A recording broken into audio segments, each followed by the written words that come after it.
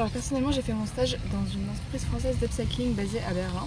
Ce qui m'a marqué à Berlin par rapport à la culture locale, c'est vraiment l'ambiance générale de la ville qui est assez détendue, assez éclectique aussi d'un point de vue culturel. Je trouve que c'est beaucoup moins prise de tête que par exemple à Paris, si on compare avec Paris. Les gens, on sent qu'ils se sentent un petit peu plus libres de s'habiller comme ils veulent, que ce soit en termes de style, en termes de, je sais pas moi par exemple, de longueur de vêtements.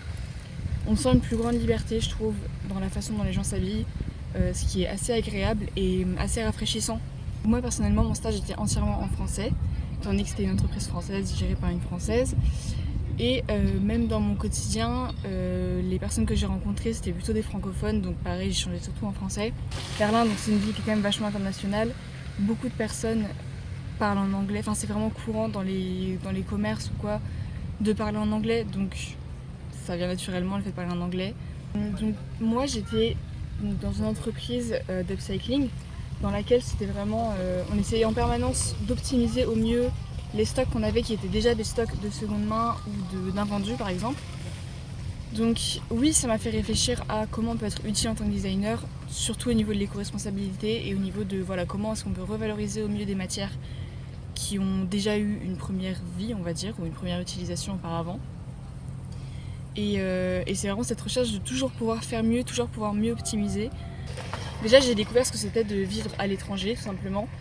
Même dans une culture qui ressemble à celle qu'on connaît habituellement, il y a quand même des différences, il y a quand même des choses auxquelles il faut s'adapter. Le fait de vivre quelque part où sa langue maternelle n'est pas du tout la langue prédominante, de devoir communiquer avec des gens dans une autre langue que sa langue maternelle. Et j'ai aussi pu découvrir tout simplement tout ce que Berlin avait à offrir d'un point de vue culturel. Et d'un point de vue professionnel, la patience.